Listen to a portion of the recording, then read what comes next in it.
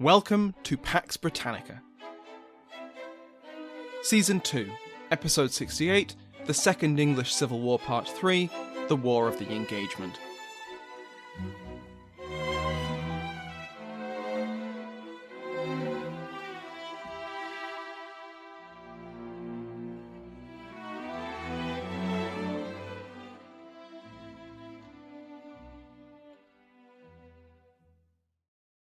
Welcome back to Pax Britannica. I'm your host, Samuel Hume. First, thank you to my patrons whose support helps keep the podcast going. The House of Lords has been joined by Lacra Miawara Corcadell of the Earldom of Dunblane, Deborah, Baroness Walson, and Preston P. has been promoted. Like all other patrons, they can now listen to this and every other episode ad-free. Go to patreon.com/PaxBritannica to find out more.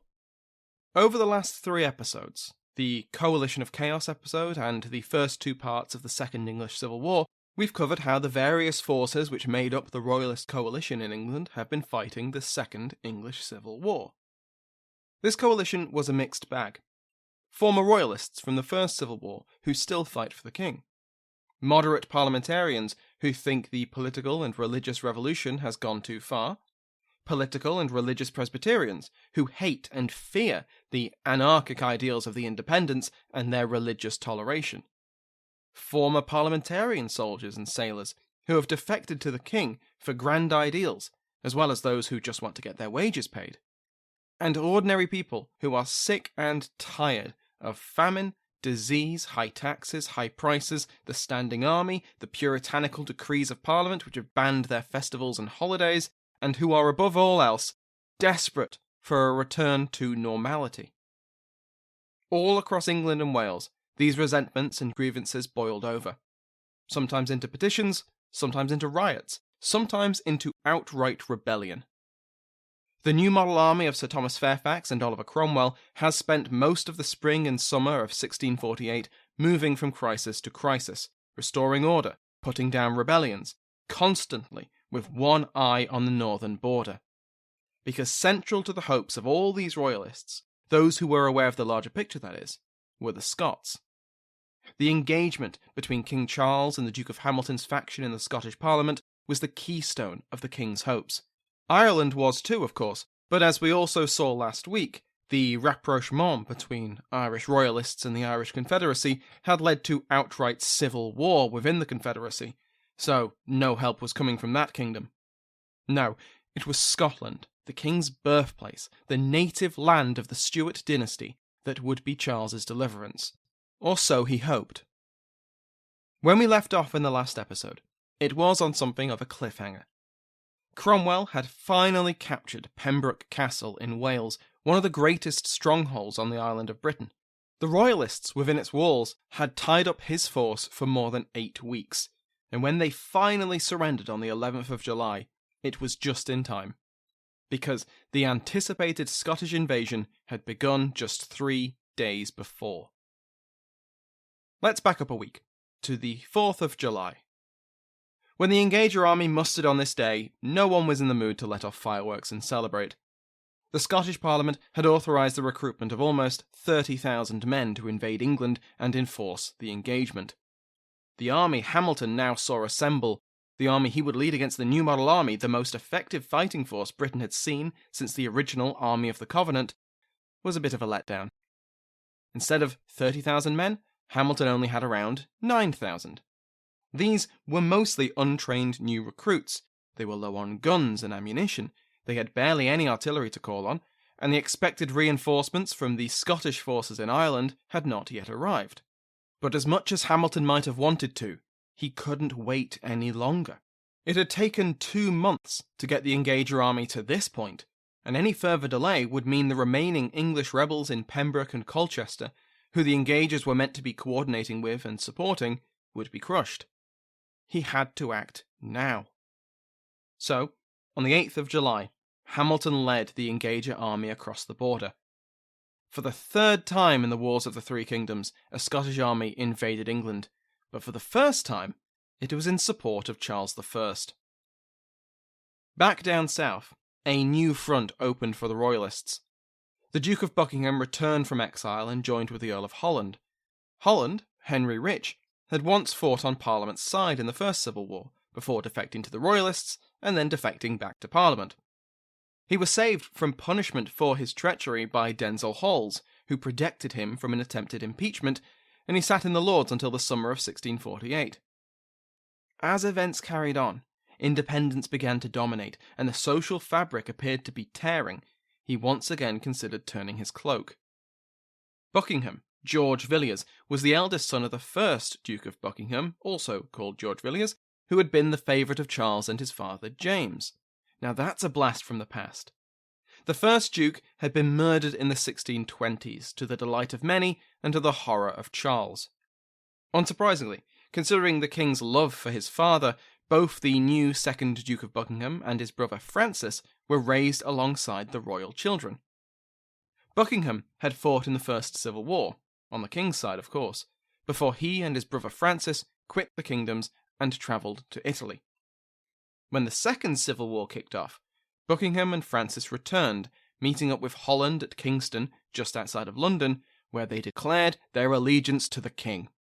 Their plan was to raise a force of cavalry and seize London. It did not go well. The call to arms only managed to summon around 600 horsemen. And of course, the New Model Army reacted very quickly to this sudden uprising on the doorstep of the capital. On the 7th of July, an army colonel engaged their small force and destroyed it without any difficulty. Holland was captured and taken to the city he'd just tried to conquer to be tried for treason. Buckingham escaped to the Netherlands, but his brother Francis was killed in the fighting. In less than a week, the grand plan of Holland and Buckingham had failed catastrophically. Speaking of the city, over July and August, London was a political tinderbox. The city apprentices, who had caused trouble earlier in the year, attacked and forced off the road a munitions convoy, which was destined for Fairfax's army outside the walls of Colchester. From then on, convoys bound for Fairfax's forces went around the capital. Royalist prisoners were no longer considered secure in the capital and moved elsewhere. A petition calling for the return of the king to London received widespread support, and on the 7th of August the London Common Council publicly backed the Engages and the Prince of Wales. The Independents had control over the army and the levers of political power in Parliament, but they had taken measures to try and bridge the gulf between them and the political Presbyterians. The Independents in Parliament, as a sign of goodwill, had released many of those Presbyterian officers and politicians who had been arrested the previous summer. Presbyterians were appointed as sheriffs and as the new lieutenant of the Tower of London. The 11 members who had been impeached by the army the previous year were allowed to return. Well, 10 of them were, because the 11th had already died. Denzil Holles, William the Conqueror Waller, and Edward Massey returned to London and to their seats in the Commons.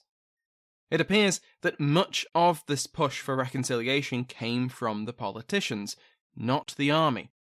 Unfortunately for the politicians, these efforts did not bring everyone together.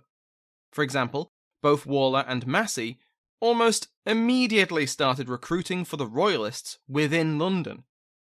The loyalty of the capital to Parliament was never fully secure, and the only reason that London didn't flip Royalist in the summer of 1648 was the competent rule of Skippon. He kept his militia loyal, and he kept any Royalists in London isolated from the Royalists in Kent and Essex. Back north, Hamilton was finally in England, and he soon received word that Musgrave and Langdale were rushing to join forces with him. When they did, and the reinforcements from Ireland arrived, Hamilton commanded, on paper at least, 17,000 men. And that was basically the only good news Hamilton could cling to. The army that crossed the border in July 1648 was nothing like the one which had entered England 4 years earlier. For starters, its unity of command was disunified. Hamilton was its commander, but he was overly cautious and indecisive, and some would call it timid. His second in command, the Earl of Callendar, firmly believed that he should actually be running things, and he was not shy of saying so to anyone in earshot, including Hamilton. He constantly second-guessed, questioned, and criticised Hamilton's orders to any officers nearby. Those officers didn't think much of their commanders either. When George Monro, the commander of the detachment sent from Ulster by Robert Monro, arrived, he straight up refused to serve under any of Hamilton's subordinates. He insisted that he report directly to Hamilton himself, effectively acting as a lieutenant general. Possibly to try and maintain the peace and avoid insulting the honour of men like Callender, Hamilton sidestepped the demand, and instead ordered Monro to guard the rear and the artillery. This kept the peace, but it squandered a valuable and veteran force of soldiers, some of the best soldiers that Hamilton would have to call on. With the commanders at the top undermining each other in full display of the rest of the army, it was never going to be an easy campaign. And that's before you consider that army. It was mostly made up of new recruits who had barely been trained and hadn't seen any combat. They were short on ammunition, they were short on money, and their discipline was non-existent. So it's not surprising that when they crossed the border, the army immediately began to raid and pillage the English towns and villages they passed through. Now, of course, the army had to feed itself, but this did nothing to drum up support for the king or for the invasion to restore him. Again, it's a very stark contrast to Lieven's campaign 4 years previously. Although, to be fair, northern resentment of Scottish armies would have been strong even if the engagers had been on their best behaviour. The Northerners had only just got rid of their military occupation after 3 years. They were hardly going to welcome them back with open arms just a year after they left. But it's an interesting contrast to just a few years before. Early in the First Civil War, the North was a bastion of royalism, but, to quote Gentles, Charles threw this advantage away by enlisting Scots to fight his English subjects. End quote. And to top it all off, the weather was just terrible. It was the wettest summer in living memory. This didn't just make marching miserable, but also far more difficult. Roads became mud, streams became rivers, and gunpowder stores, as well as the matches to light them, were drenched. All this combined, terrible weather, an unwelcoming population, no pay, few supplies, the lingering doubts instilled by furious Kirk ministers that they were in fact betraying God and the Covenant, it's safe to say that morale was in the basement. Now let's talk about the route they took. When I covered the seizure of Carlisle and Berwick, I mentioned that this gave Hamilton options. The first and most likely route for him to take south was the Eastern Road, through Berwick and down the east coast. This was the normal route for armies to take. It was faster, with easier terrain, better suited for the cavalry, which was the main strength of the engager army. It was also the best route to take if you wanted to, say, relieve the siege of Colchester, or indeed threaten London, which you would think would be top of Hamilton's priorities. This is not the route that Hamilton took, however. He appears to have intended to capture Manchester. Manchester, which had never fallen to a royal army throughout the First Civil War, despite being sieged repeatedly and for extended periods of time. It was no less defended now. To reach Manchester, Hamilton led his army south along the western route, crossing the border near Carlisle. If you've never been to the northwest of England, it's a beautiful place. It's basically made up of 4 large areas of outstanding natural beauty. Think British national parks. I bring this up because that beauty comes from the hills, valleys, lakes and forests which cover the landscape. Great for a visit, bad for an army. Hamilton will find his force slowed down and split up by the terrain throughout this campaign. Also, it made effective scouting for, say, the size, disposition, or movements of enemy armies very difficult. But I'm sure none of that will matter. Hamilton knew that time was of the essence. He soon learned that Pembroke had fallen, and that Cromwell must now be on the way north. Major General John Lambert, who had been making the Northern Royalists pay for every day the engagers delayed, was waiting at Warwick Bridge, near Carlisle, with around 4,000 men. Lambert still understood that his objective was to delay, and after holding the engager army for a time, his forces made an orderly withdrawal south to Appleby, about 30 miles or around 50 kilometres south of Carlisle. It took Hamilton 2 more days to organise his army and resume the march, but by the 17th of July, he once again met Lambert in battle at Appleby. Lambert's men were defending a bridge, dug in and prepared, and the engagers had to, once again, wait for their infantry to form up in order to advance. By the time they were ready, it was almost sunset, and it was pouring down with rain. No surprise, Lambert's men held the position against the soggy and ill-motivated attack, and overnight, Lambert once again withdrew. He left a small force to hold Appleby Castle, but took the rest of his force to Barnard Castle, now famed for its innovative eye tests. Hamilton was then forced to spend 2 weeks near Appleby in order to resupply and await more reinforcements from Scotland. As lightning advances go, this was pretty shoddy. In stark contrast, by the 1st of August, Cromwell had reached Leicester, by the 5th, he was at Nottingham, and by the 8th, he was at Doncaster. Not counting the distance from Pembroke to Leicester, just Leicester to Doncaster, Cromwell covered around 86 miles, or 138 kilometres, in just a week. Now, though, he was forced to wait for 4 days for more artillery to arrive from Hull, and he spent his time relaxing. Oh no, wait, this is Oliver Cromwell. He didn't do relaxing. He popped up the road to Pontefract, held by the Royalists, to, as Lipscomb puts it, antagonise them. This was also the first recorded instance where Cromwell was referred to as Ironsides, a nickname which will stick. On the 13th, Cromwell marched north and united with Lambert at Wetherby. A few days before, on the 9th, Hamilton had started moving once again. His plan was to link up with Lord Byron, we haven't seen him since Marston Moor, who was trying to raise a royalist force from Cheshire and North Wales. Langdale was ordered southeast with 3,000 infantry and 600 cavalry to try and turn the governor of Skipton Castle to the king. He was on the way when his scouts reported, on the 13th, that a large enemy force was nearby, the combined army of Cromwell and Lambert. So Langdale sent word back to Hamilton to warn him. Suitably warned, Hamilton pressed on. His logic was that his intended destination, Preston, was more suitable ground for his infantry to fight on. That decision had deadly consequences. Lipscomb notes that many historians have concluded that Hamilton and the Scots can't have known where Cromwell was at this point, but that this wasn't the case. He did know, but he still acted like he didn't. His cavalry vanguard under General Middleton reached Preston on the 16th of August, and then continued south. They needed supplies. They crossed the river Ribble and carried on south.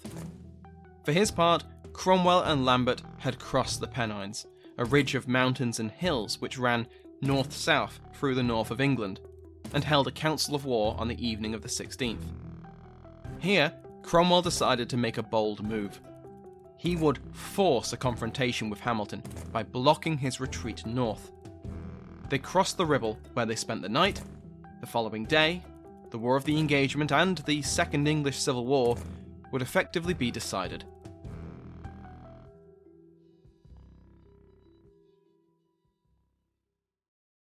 We need to know where everyone was on the dawn of the 17th of August, 1648. So, first of all, Hamilton's army was split up.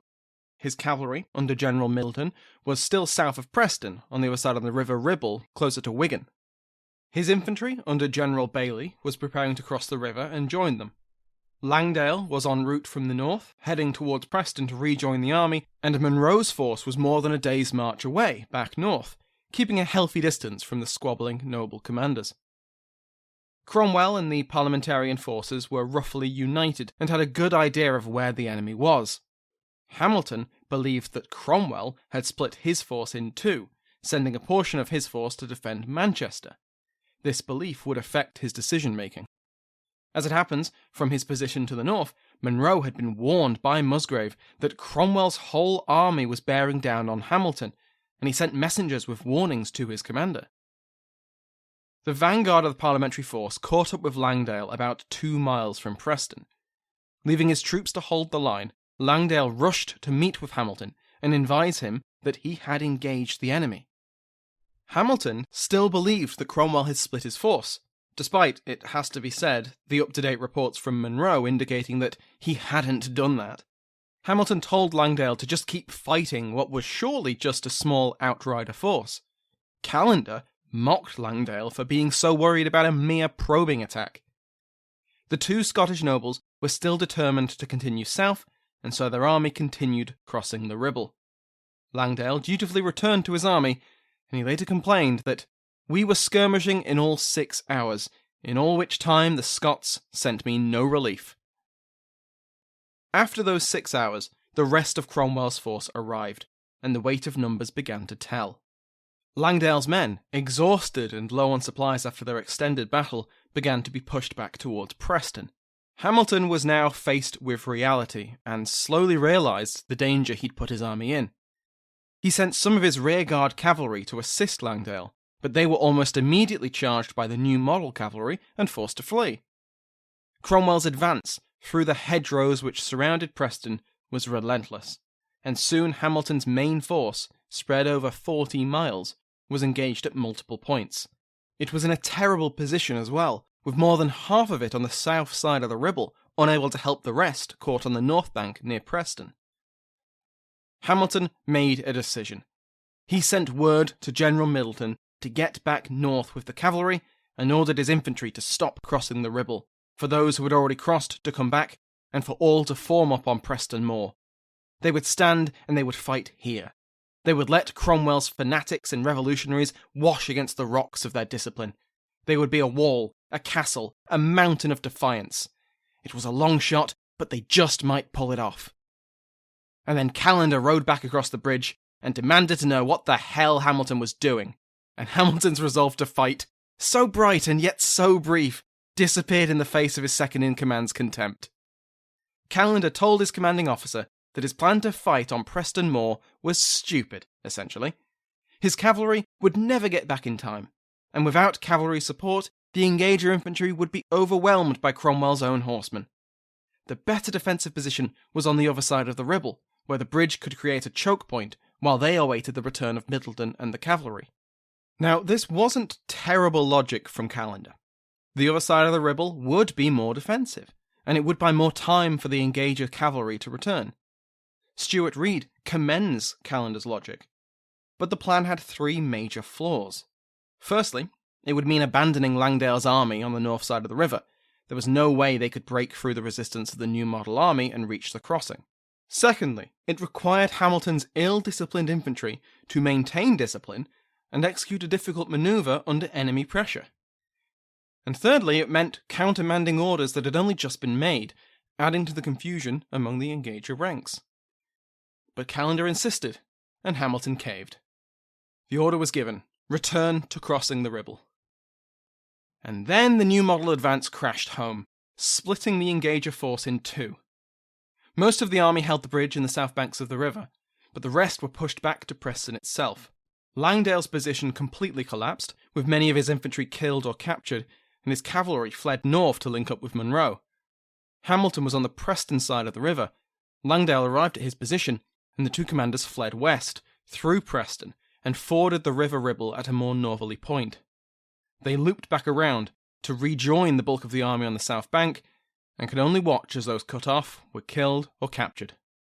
The Engagers held the bridge across the river in a fierce push of pike, until Lambert ordered a force of infantry to bypass their position through an obscure path through the nearby woods, called Watery Lane. Emerging behind and to the side of the Engager position, the defensive position collapsed, and they fled back down the bridge. The infantry then fought a duel across the river. Since neither side had any artillery, the better rate of fire and experience of the new model soldiers told. As light began to fade and the battle petered out, Cromwell's forces had secured a foothold on the south bank.